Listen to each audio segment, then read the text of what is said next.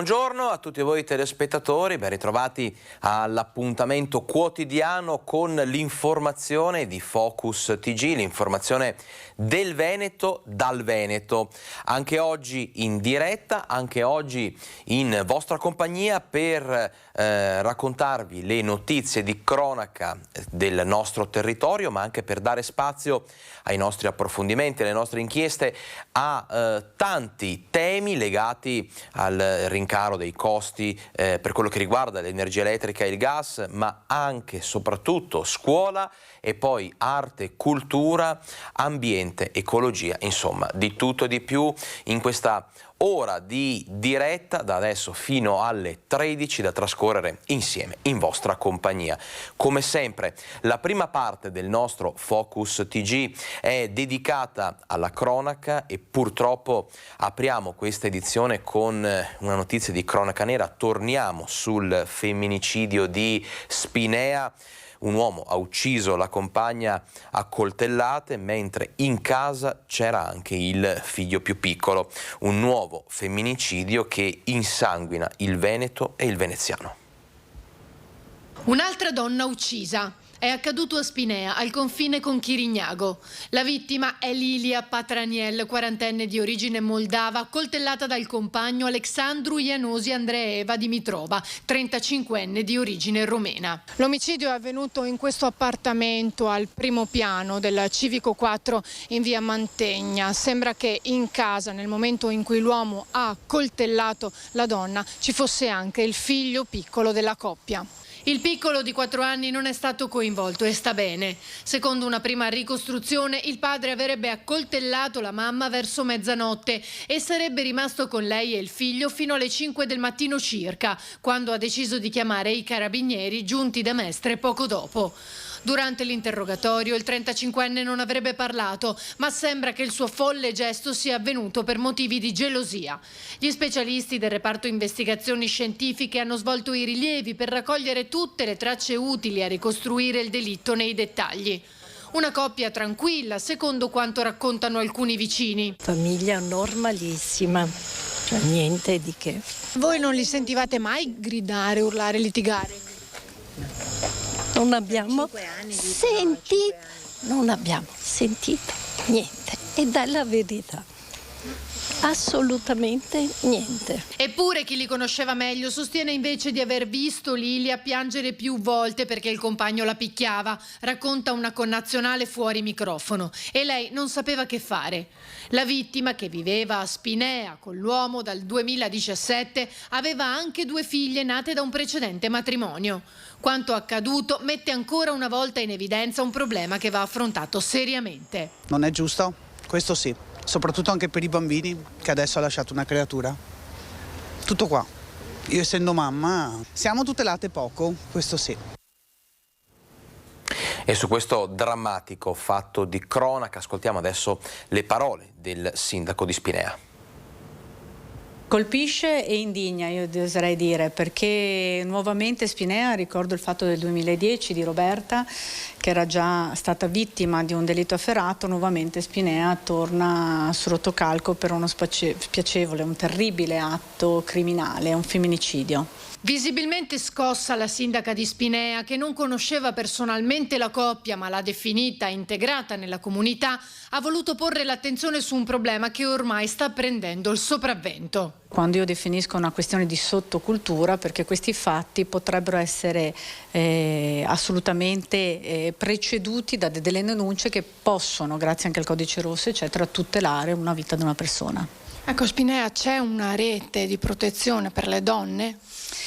Spinea c'è, abbiamo delle case famiglie collegate anche con OAL e con Mestre, quindi assolutamente ci sono tutti, diciamo, gli strumenti per avere anche le tutele. Ovviamente il primo strumento è quello di informazione. A volte io leggo, poi anche da politico come donna, leggo veramente la banalità del rispetto di genere che viene relegata su una lettera, no? Sindaco, sindaca, architetto, architetta. Ecco, questa è una favola che ci raccontiamo, bisogna lavorare sulla cultura, lavorare sul rispetto rispetto e lavorare soprattutto sul rispetto della vita. Io pensavo che anche l'esperienza pandemica in qualche maniera ci avesse, non dico maturato, però ci avesse avesse approfondito quello che è il rispetto perlomeno di una vita. E invece credo che assolutamente con l'andare degli anni le condizioni umane, sociali, di rispetto stanno peggiorando, bisogna intervenire. La cronaca adesso ci porta a Battaglia Terme, dove si è verificato un drammatico incidente, un morto e 2 feriti. Questo è il bilancio proprio di un incidente avvenuto nella serata di ieri lungo la statale 16, ad avere la peggio un motociclista di 48 anni. Una moto spezzata in 2 e poi in fiamme, il suo conducente è sbalzato a metri di distanza sull'asfalto. Un'auto che vola fuori strada tanto lontano da non essere quasi visibile. Sono drammatiche le immagini dello scontro avvenuto alle 18:45 di venerdì lungo la statale 16, all'altezza del ponte di Rivella a Battaglia Terme, costato la vita al motociclista Mirko Imbevaro, 48 anni, di Tribano. L'uomo arrivava da Padova quando, per cause ancora da stabilire, si è scontrato con la Giulietta, con 2 persone a bordo proveniente dall'opposta direzione. Uno schianto violentissimo. Immediati sono scattati i soccorsi. Sul posto il SUEM 118 che ha tentato vanamente di rianimare Mirko Imbevaro e prestato le prime cure ai 2 occupanti della Giulietta, trasportati poi in ospedale a Padova non in gravi condizioni. I vigili del fuoco che si sono occupati della moto in fiamme e i carabinieri della compagnia di Abano Terme. In tilt la statale, trafficatissima nell'orario di rientro del venerdì sera, rimasta chiusa per circa 3 ore. Grande il dolore per la morte di Mirko Imbevaro, imprenditore nel settore della minuteria metallica, appassionato di calcio e di moto, lascia 2 figli. Sui social il messaggio di Massimo Cavazzana, sindaco di Tribano, il paese dove Mirko viveva. Non ci sono parole per esprimere il dolore e la sofferenza che sa dare la vita in un momento come questo. L'amministrazione e tutta la comunità tribanese esprimono sentimenti di cordoglio per quanto accaduto alla famiglia Imbevaro. E grande dolore, grande cordoglio a Onara di Tombolo per la morte di Stefano Bazzacco, il giovane trovato senza vita in una buca di un nevaio sulle Alpi Giulie mentre tentava una scalata in solitaria. Nel prossimo servizio le parole commosse del presidente del CAI di Cittadella, a cui Stefano era iscritto. Che è iscritto al CAI da 4 anni, il primo anno si è iscritto a un corso di escursionismo avanzato, praticamente è stato un mio allievo, l'ho conosciuto lì. L'ho conosciuto come giovane, all'epoca aveva 20 anni, penso un po', giovane che credeva alla montagna, un'aspirazione a conoscere la montagna per la libertà che questa, come a tutti noi, dà lo spirito. Ricorda così Stefano Bazzacco, Paolo Pattuzzi, presidente del CAI di Cittadella, un giovane che voleva comprendere la montagna, conoscere se stesso attraverso la fatica della salita e la meraviglia dei paesaggi. 24 anni, una famiglia unita, un lavoro dopo il diploma. Stefano sognava di diventare alpinista e istruttore. Proprio la montagna ha spento i suoi sogni mentre tentava la scalata in solitaria dello sperone nord-est della Torre delle Madri dei Camosci nelle Alpi Giulie. Un giovane preparato, ricorda Pattuzzi, che aspetta i risultati delle indagini ancora in corso da parte dell'autorità giudiziaria e dei tecnici del soccorso alpino. Tutte le vie d'arrampicata sono fattibili tutto l'anno, però bisogna conoscere dove sono ubicate, se sono a sud chiaramente batte il sole, si tratta appunto di una via d'arrampicata abbastanza difficile.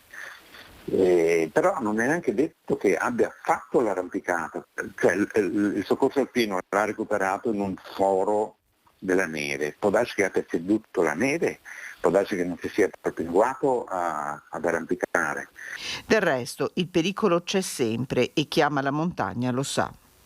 Il pericolo in montagna esiste sempre, dal 15%. Il 15% dei pericoli esistono, un sasso che cade, un ramo di un albero che si infila in un orecchio, il cedimento di una parete di roccia, il cedimento di un sentiero, chi lo sa.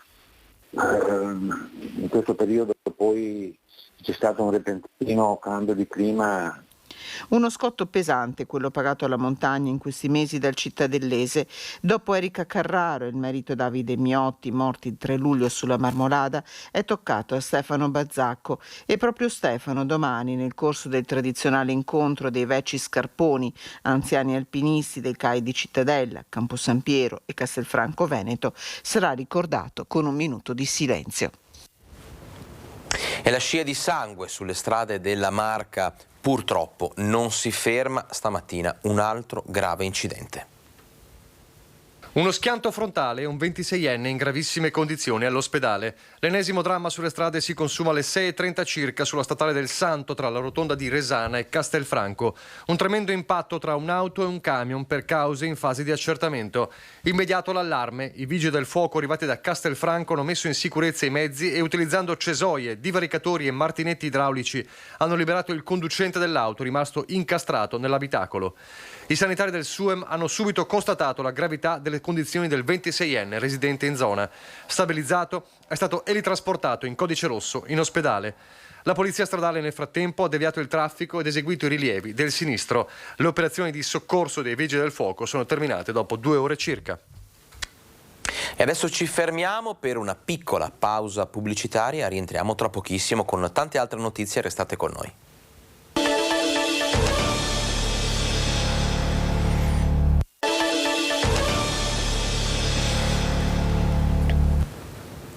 (12:15), siamo in diretta, ben ritrovati a Focus TG. Noi continuiamo con la pagina di cronaca perché dopo l'incidente stradale che ha coinvolto il navigatore di rally Tiziano Siviero, 2 volte campione del mondo, Miki Biasion ha lasciato ai nostri microfoni un messaggio davvero commovente per il suo amico, per il suo compagno di tante vittorie, di tante avventure. Sentiamo. Non c'è né pessimismo né ottimismo. C'è tanta cautela, ma c'è anche tanta apprensione nelle parole del 2 volte campione del mondo di rally, il bassanese Miki Biasion, dopo il terribile incidente che ha coinvolto il suo storico navigatore e grande amico, anch'egli bassanese e campione iridato, Tiziano Siviero. Siviero è stato tamponato da un'auto mentre si trovava in sella al suo scooter all'isola d'Elba, dove vive da anni in attesa di svoltare in una strada laterale. È stato sbalzato dal mezzo e ha riportato gravissimi traumi, perdendo sensibilità, braccia e gambe. È lì trasportato all'ospedale di Pisa e è stato sottoposto a un delicato intervento chirurgico. Biasion si è subito recato all'ospedale toscano per stare vicino all'amico. Io sono riuscito a parlare con Tiziano 2 minuti ieri, logicamente lui per il momento muove solo gli occhi, la testa. Siviero, per sopportare i dolori, è stato sedato e immobilizzato, almeno per una decina di giorni, ci dice Biasion, per capire la gravità delle lesioni subite. E il campione del mondo non intende rassegnarsi. Invita il compagno d'avventure e vittorie a non arrendersi. E lui è sempre stato veramente un testardo e mi ha sempre stimolato a non mollare mai. E anche nei momenti difficili della nostra carriera, anche dopo qualche grave incidente anche nostro, ha sempre detto no, dobbiamo risalire in macchina domani, dobbiamo continuare perché siamo i migliori, eccetera, eccetera. E adesso le cose che mi diceva deve dimostrare che non erano frasi buttate là, ma che valgono anche per lui. Siamo come fratelli, più che fratelli. Se potessi dargli metà del mio corpo, faremo metà per ciascuno e andremo avanti insieme, con una gamba a testa.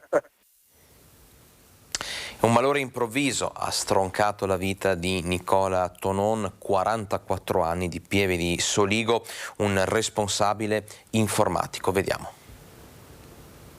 È È morto all'improvviso a causa di un malore che l'ha colpito nel bagno della sua abitazione a Venezia. Si è spento così a soli 44 anni Nicola Tonon, informatico originario di Pieve di Soligo, molto noto nel capoluogo lagunare dove lavorava per il Global Campus of Human Rights, ed è proprio il centro interdisciplinare di eccellenza sostenuto dall'Unione Europea a darne notizia questa mattina nella pagina Facebook. Nicola lavorava per il Global Campus da più di 15 anni ed ha lasciato un'impronta profonda alla nostra organizzazione sotto tanti aspetti. I nostri sentimenti in questo momento difficile vanno a tutti i suoi cari, si legge, e sono molti i messaggi di ricordo e cordoglio da parte di colleghi e studenti.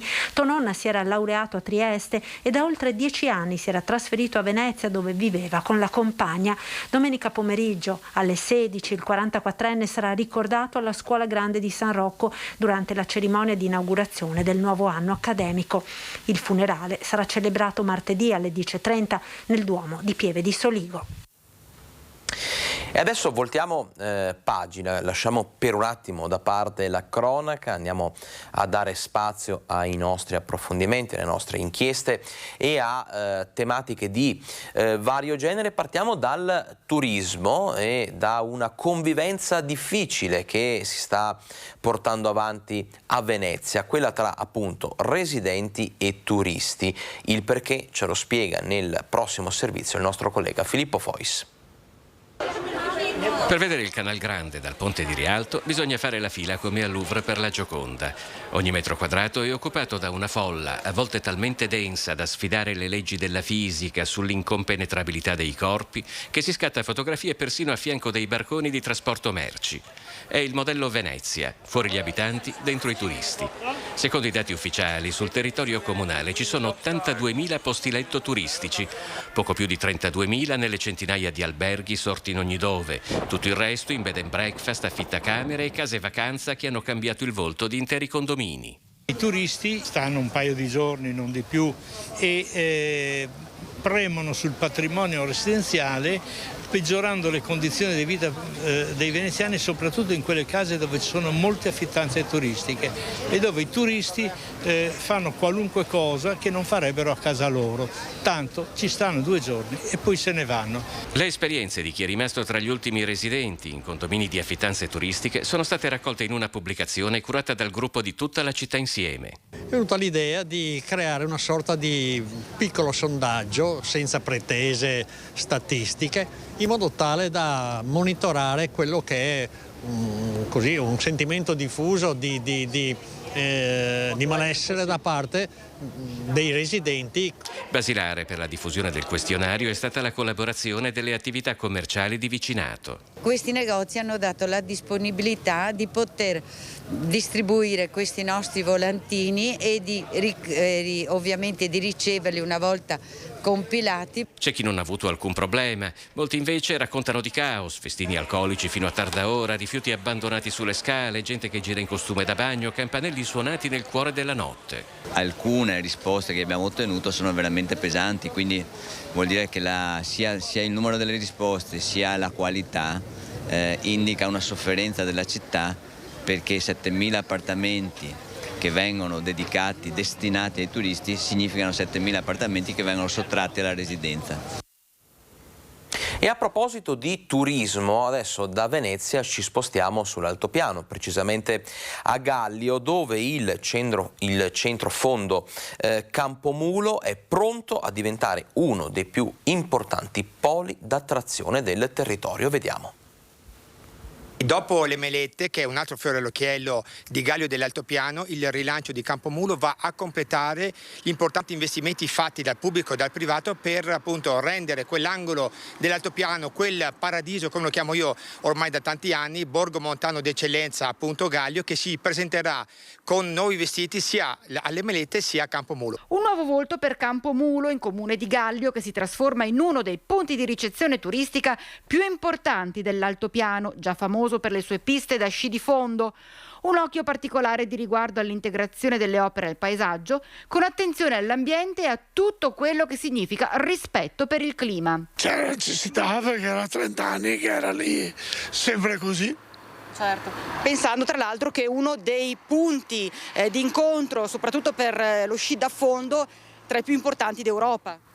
Sì, sì, è uno dei pochi che ha così tante piste. Il posto è meraviglioso, per cui ci aiuta non solo l'ambiente naturale, ma anche naturalmente quelle che sono le strutture che erano già presenti e che stiamo andando a migliorare. Tutto pronto per quest'inverno? Certo, ci stiamo già lavorando. Rinnovato e ampliato il ristorante Rifugio, creata una spa e costruite unità abitative turistiche che richiamano le costruzioni tradizionali altopianesi, un rilancio in tutti i sensi per il territorio. Noi ci aspettiamo una forte reazione anche da parte di tutti i nostri operatori economici, coadiuvati da noi amministratori, perché dobbiamo controvertire in qualche modo la tendenza negativa che ha un po' attanagliato il turismo dell'altopiano, ma il turismo in generale su tutta Italia e in tutta Europa. Quindi il nostro segno è reagire con forza, con investimenti e cercando di promuovere sempre al meglio il nostro territorio e tutte le nostre nuove infrastrutture. Ed è tornata la transumanza, è partita proprio da Gallio e allora insomma le mandrie in questi giorni, in queste ore sono pronte per fare ritorno a casa. Lo avete sentito? Questo è il suono inconfondibile della transumanza, è quando il tintinnio dei campanacci diventa musica tra le strade che separano l'altopiano e Bressanvido. Siamo partiti da Gallio a meno 10 e 8. È andato molto bene, bene per noi transumanti, bene per la Mandria, fresco, ottime giornate per il cammino della Mandria e per noi. Una piccola sosta a Ballonara e poi giù fino a Ponte Campana, dove la Mandria passerà la notte in vista del gran finale. La partenza alla Manostica domani mattina verso le 8 stesso e facciamo 9 Friola. Per domani sera alle ore 19:45 e 20 siamo in fattoria a Bressanvido. E qui la grande festa, un corteo e fiaccole accese per festeggiare una tradizione che mai come oggi unisce ed emoziona. E insomma, con queste immagini legate alla tradizione noi adesso ci fermiamo un attimo per un piccolo break pubblicitario, rientriamo tra pochissimo con tante altre notizie, tanti altri servizi, la pagina dedicata alla sanità e poi ancora cronaca e approfondimenti. A fra poco.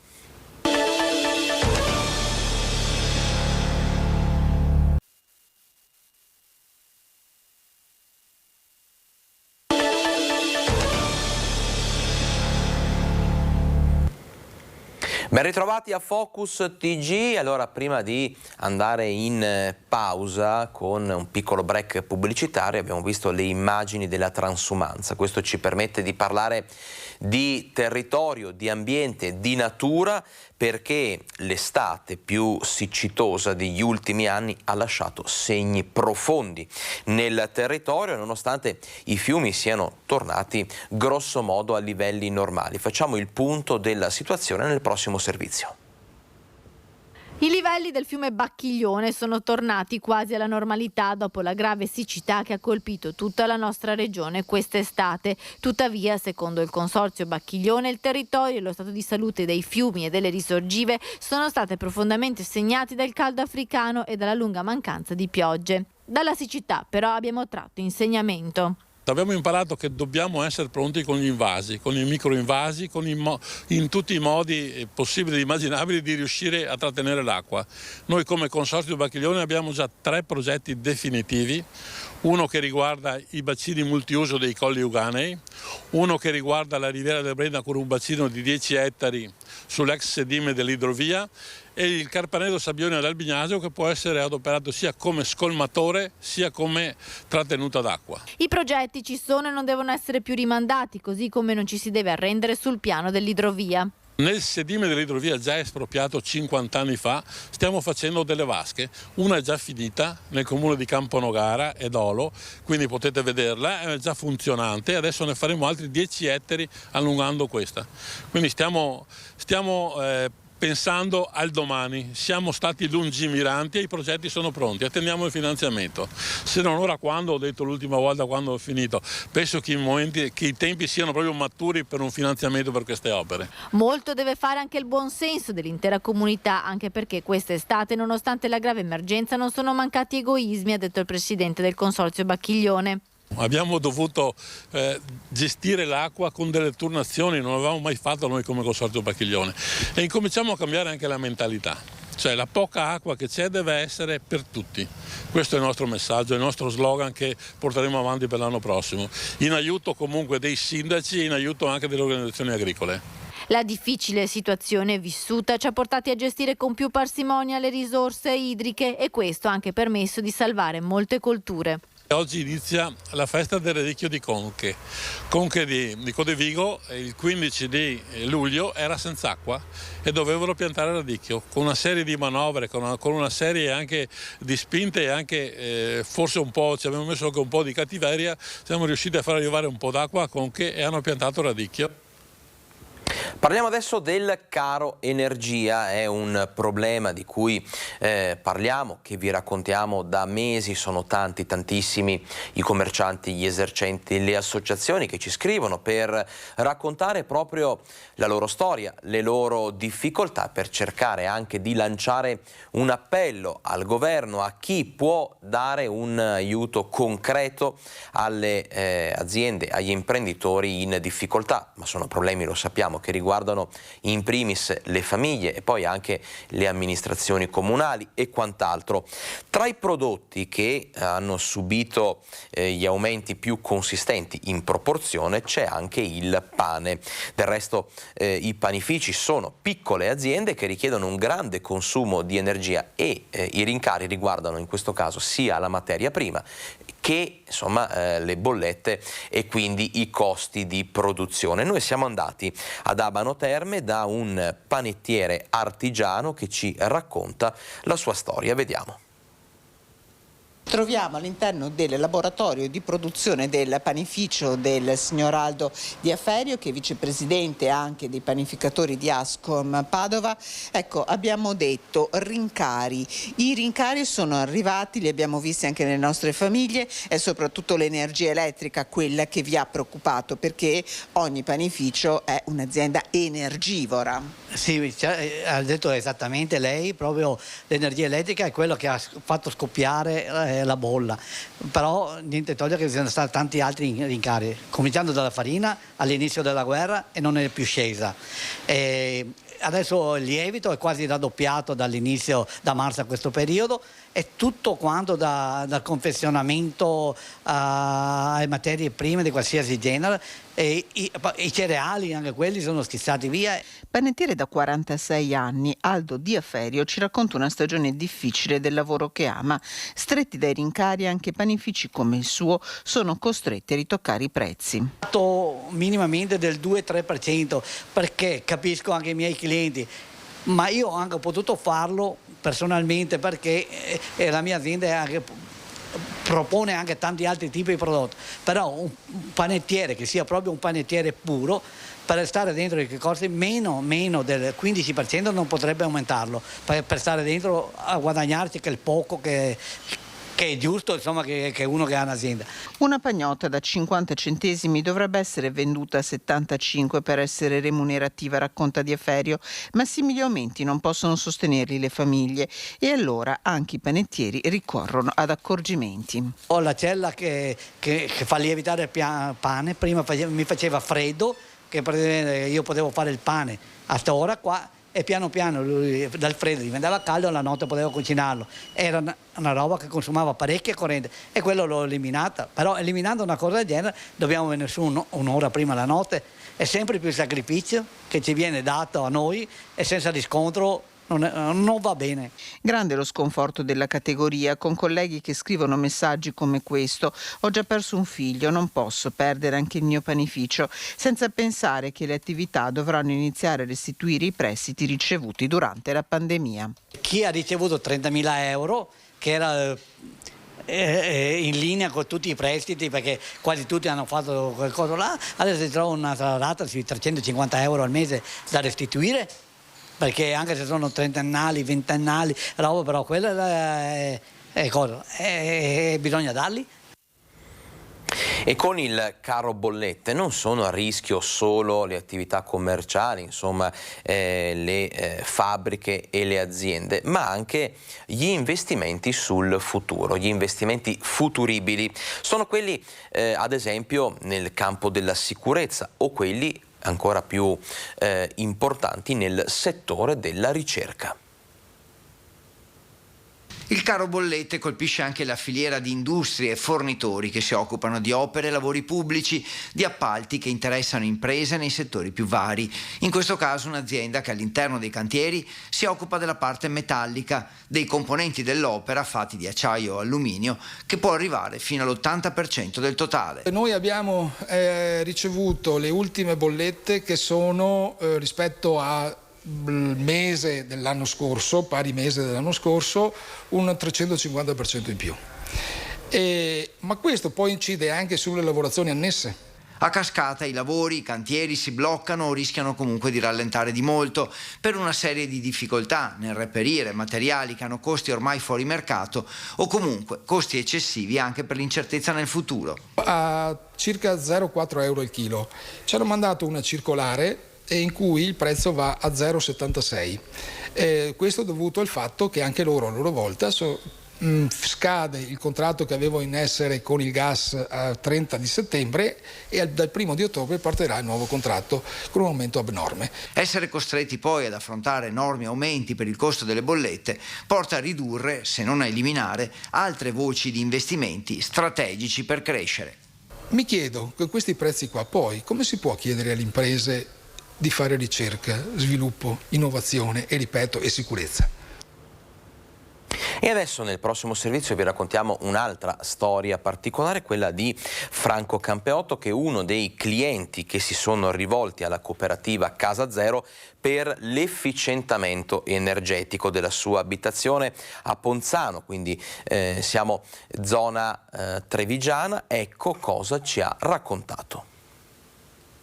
Abbiamo avuto i primi contatti verso aprile del 2020 con Casa Zero. I lavori sono iniziati nel febbraio 2022, aprile si sono bloccati e questo è il risultato. Lavori ancora da finire? Lavori ancora da finire, finestre scassate, scuri sono stati tolti, buttati via. Le grondaie non sono ancora finite, l'acqua ci entra dentro. Da dove vi entra dentro? Sotto le finestre, perché quando batte sulla finestra chiaramente entra dentro. Poi vi siete rivolti all'azienda, cosa vi è stato detto? A settembre iniziamo, agosto iniziamo, riportiamo tutto quanto, però siamo arrivati a quasi ottobre e ancora siamo così, coppie ancora da mettere su.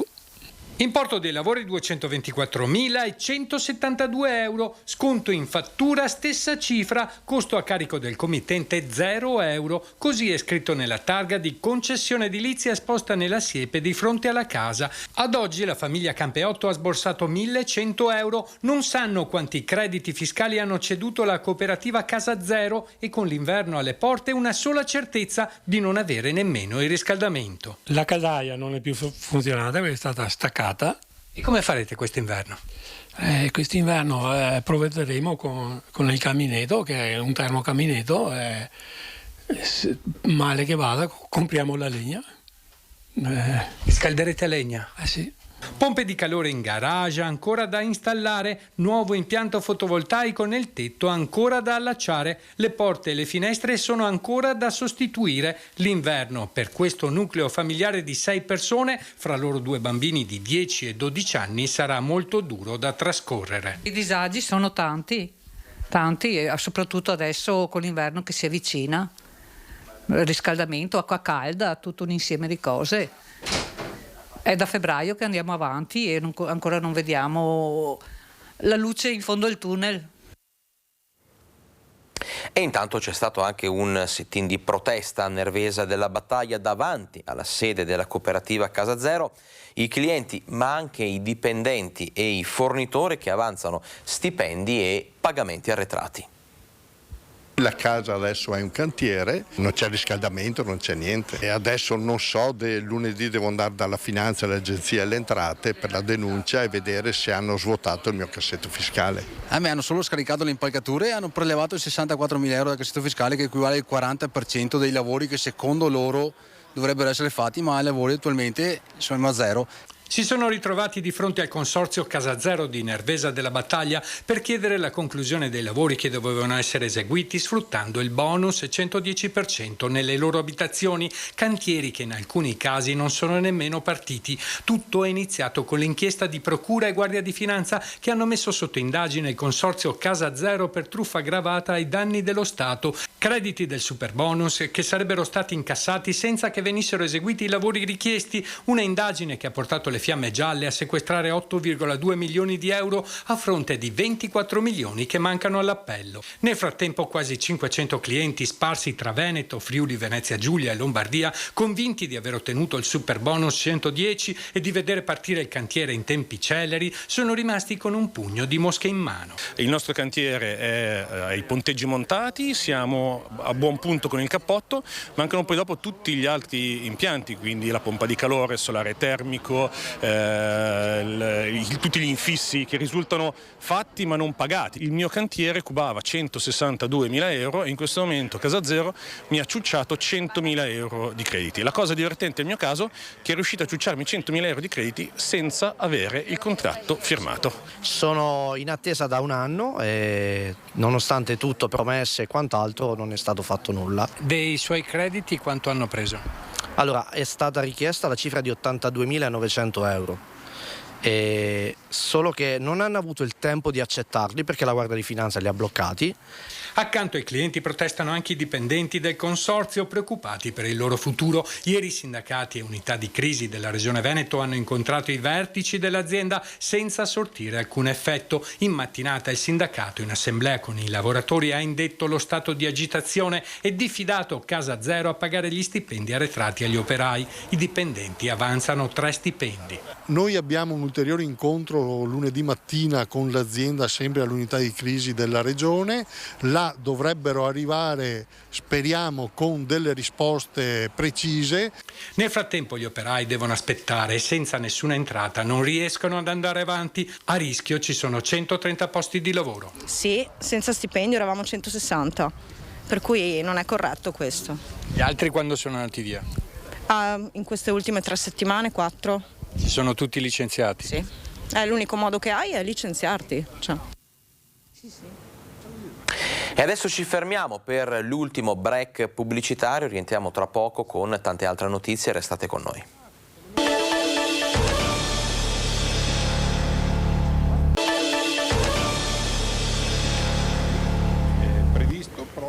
Ben ritrovati a Focus TG, noi adesso cediamo immediatamente la linea al nostro collega Mirko Cavallin che si trova a Possagno perché è una giornata speciale questa, c'è da celebrare il bicentenario della morte di Antonio Canova, un evento che unisce storia e cultura e che ha visto la partecipazione di esponenti importanti del mondo dell'arte, non solo. Vedo collegato Mirko Cavallin con noi, allora buongiorno Mirko, ti cedo la linea.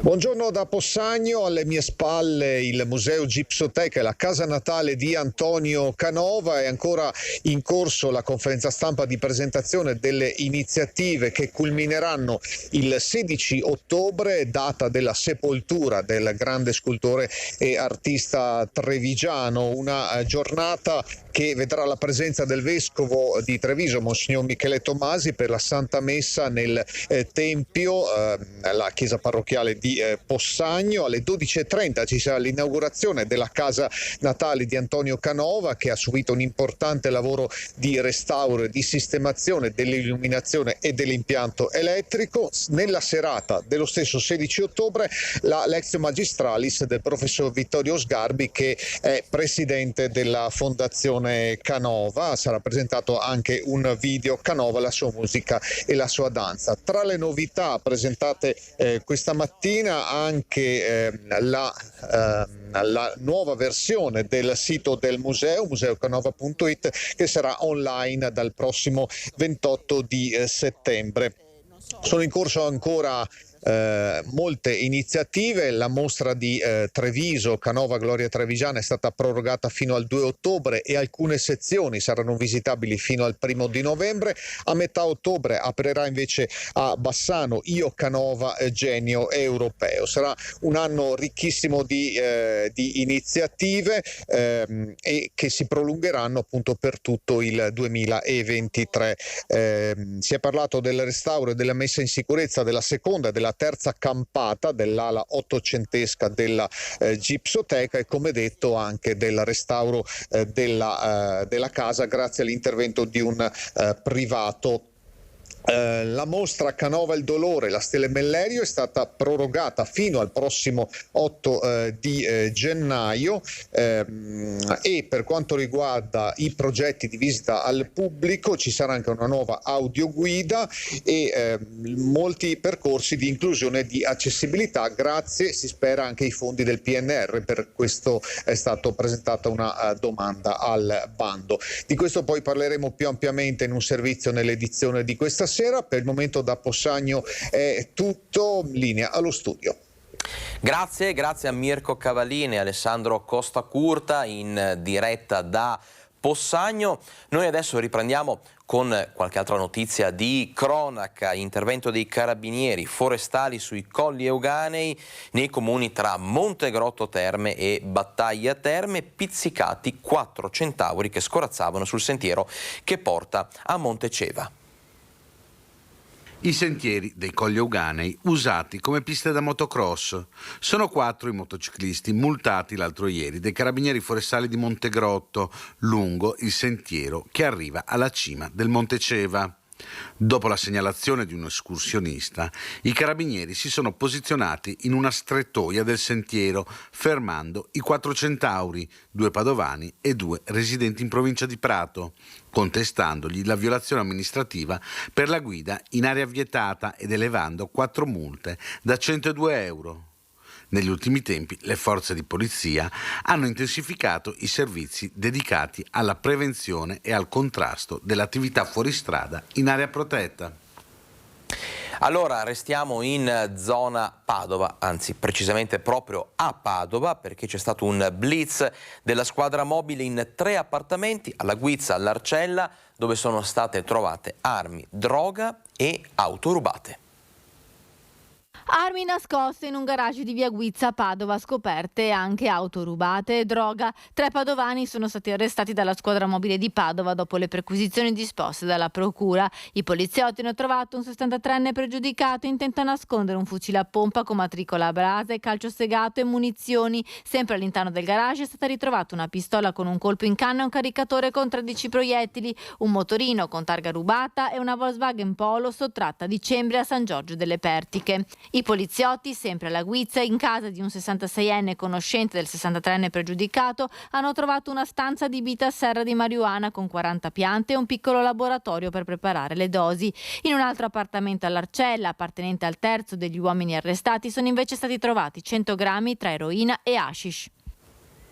E allora prima eravamo collegati con Possagno, adesso usciamo di nuovo dal nostro studio per dare la linea alla nostra collega Chiara Gaiani, che ci racconta di una curiosa storia di un albergatore che vorrebbe installare pannelli solari ma sta riscontrando più di qualche difficoltà. Ci racconta tutto la nostra collega, appunto, a cui cediamo la linea. Buongiorno Chiara. Sul fondo. Buongiorno Alex, buongiorno ai telespettatori. Ci troviamo a Montegrotto, all'interno dell'area dell'hotel Millepini, con il proprietario Emanuele Boaretto, che ringraziamo per essere con noi. È una vicenda che ha del paradossale e dell'incredibile questa. Stiamo raccontando le difficoltà che vivono le famiglie e gli imprenditori nel pagare le bollette che sono raddoppiate e triplicate della corrente elettrica. L'imprenditore invece si è visto recapitare una lettera dalla soprintendenza in cui una parte del progetto di installazione di pannelli fotovoltaici è stata bocciata perché qui ci troviamo all'interno dell'area del Parco Colli, questi pannelli fotovoltaici darebbero fastidio al paesaggio. È andata così, Emanuele Boaretto? Purtroppo è andata proprio così, effettivamente hanno emanato un parziale diniego e quindi noi ci siamo trovati che il nostro progetto è stato praticamente tagliato quasi a metà, ecco, e quindi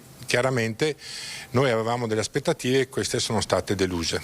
Ecco, intanto raccontiamo di quanto sono aumentate le vostre bollette. Noi tra l'altro anche in maniera provocatoria ho inviato una risposta, una PEC alla Soprintendenza dei Monumenti con le due fatture, quella del luglio dell'anno scorso e quella del luglio di quest'anno. Pur avendo consumato meno quest'anno abbiamo avuto un importo che è passato da poco più di 16.000 euro a 55.390 euro, quindi quasi con 38.000 euro di differenza. E questa cosa effettivamente per un'impresa come la nostra ha un peso. Teniamo presente che dall'inizio di gennaio ad oggi abbiamo pagato energia elettrica in più per 220.000 euro, quindi questa cosa non è che ci piaccia poi molto come azienda e avevamo inteso proprio investire sul fotovoltaico, per il quale abbiamo anche ottenuto un finanziamento a fondo perduto da parte dello Stato che dovrà per forza essere rifiutato perché non potremo realizzare il nostro progetto per un impianto fotovoltaico. Quindi effettivamente per noi è stata una grande delusione questa decisione presa dalla soprintendenza e noi avevamo proprio inteso investire in questo campo, primo per non far ricadere tutti gli aumenti direttamente sul listino prezzi per i nostri ospiti e in secondo luogo intendevamo dare anche un contributo alla salvaguardia dell'ambiente proprio risparmiando l'energia elettrica prodotta da fonti tradizionali con questo impianto fotovoltaico. Ecco, ci troviamo a Montegrotto Terme proprio ai piedi di quest'area bellissima del Parco Colli con un ecosistema delicatissimo di cui penso anche i proprietari delle strutture di ricezione sono i primi a essere consapevoli. Diciamo che questo tipo di opposizione che arriva dalla soprintendenza forse proprio collide con lo spirito con cui anche era nata questa iniziativa. Assolutamente, io l'ho trovata fuori luogo e soprattutto fuori tempo. Stiamo parlando a tutti i livelli di fare qualcosa contro questo cambiamento climatico e proprio a casa nostra riusciamo ad invertire questa tendenza anche andando contro quelli che sono gli ultimi provvedimenti emanati dal governo che intende e intendeva facilitare l'installazione di questi pannelli proprio per trovare una soluzione nelle due direzioni che vi dicevo prima, contenere i costi e dare una mano alla natura. Ecco, sicuramente su questo ci sarà da riflettere anche a livello di istituzioni, anche a livello di regione, di Parco Colli, perché non solo la sua azienda, penso che anche altre aziende, altri imprenditori siano nella situazione di Emanuele Boaretto. Alex, non so se hai domande da studio. Chiara, io ringrazio te, ringrazio il tuo ospite per il collegamento, vi lascio insomma a completare la raccolta di informazioni, immagino che verrà approfondito poi questo argomento e tanti altri nel corso delle edizioni serali dedicate all'informazione con i nostri TG. Grazie a Chiara Gaiani, noi rientriamo in studio perché ieri è stata una giornata importante per Vicenza che ha celebrato il suo campione Paolo Rossi. Davanti allo stadio Romeo Menti è nato infatti Largo Paolo Rossi, vediamo. Lui, il suo nome, la sua leggenda, Largo Paolo Rossi. Vicenza ricorda così il suo campione, dedicandogli un pezzo di strada, un pezzo di cuore. È la forza delle idee, è la forza della suggestione diventata progetto e di un progetto che oggi diventa realtà. Davanti allo stadio Menti di Vicenza hanno preso forma aiuole rialzate, linee stilizzate che ricordano due scarpe. Con un gioco cromatico sul pavimento si compone la sagoma di un pallone da calcio che rievoca. Allora, noi siamo rientrati un attimo in studio, c'è stato un piccolo problema col servizio, ma per Vicenza e non solo, è stata una giornata importante, non solo per le celebrazioni con l'inaugurazione di Largo Paolo Rossi, ma è stato anche nominato il nuovo vescovo di Vicenza. E allora vediamo tutto nel prossimo servizio. Ci sono giorni rari, giorni diversi, in cui la storia volta pagina. A Vicenza oggi è uno di quei giorni. Dopo 11 anni il vescovo Beniamino Pizziol saluta. Papa Francesco ha nominato il suo successore. Si chiude un'epoca, ne inizia una nuova. Con gioia arriva un vescovo che non è ancora, adesso si dice vescovo eletto, non è ancora ordinato, sarà più tardi, è Monsignor Giuliano Brugnotto, vicario generale attualmente della diocesi di Treviso, ma ha ricoperto tantissimi incarichi, per cui io credo che sarà veramente ben preparato per fare un buon lavoro. Monsignor Giuliano Brugnotto, 59 anni, vicario generale della diocesi di Treviso, dove è rettore anche del seminario e docente a Padova della Facoltà Teologica del Triveneto, sarà il nuovo vescovo di Vicenza. Oggi l'annuncio da parte di Monsignor Beniamino Pizziol nella chiesa del centro diocesano, davanti a presbiteri, sacerdoti, suore, fedeli. In prima fila il prefetto, il sindaco, il questore di Vicenza.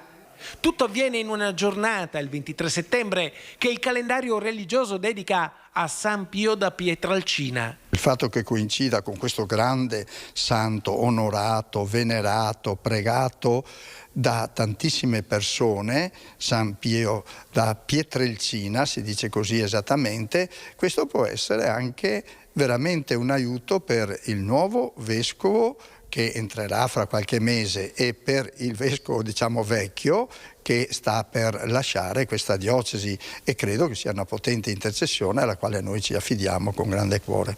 Monsignor Beniamino Pizziol, nominato vescovo di Vicenza da Papa Benedetto XVI il 16 aprile del 2011, ha compiuto 75 anni il 15 giugno e, seguendo le prescrizioni del diritto canonico, ha rassegnato le dimissioni. Ora la sede della diocesi resta vacante. Monsignor Beniamino Pizziol sarà amministratore apostolico fino all'arrivo di Monsignor Giuliano Brugnotto, che prima dovrà essere ordinato vescovo per poi essere consacrato a Vicenza. Il tutto potrebbe e dovrebbe avvenire prima di Natale. Lascio con grande anche gioia, perché so, è come un po' la staffetta. Io ho fatto la mia corsa di più di 11 anni portando il testimone, che per i cristiani ha anche un senso forte di testimoni di Cristo, ma lì è quel bastone che si consegna in corsa a un altro che deve adesso iniziare e riprendere la sua corsa. Al suo successore, Beniamino Pizziol, lascia il testimone con un augurio. Io dico: sì, te stesso, continua come hai fatto a Treviso e vedrai che farai bene a Vicenza. E allora è tutto per questa edizione di Focus TG. Vi do appuntamento alle 12 di domani per un'altra ampia pagina dedicata all'informazione in diretta dal Veneto. Non mi resta che salutarvi e ringraziarvi per aver scelto l'informazione in diretta veneta.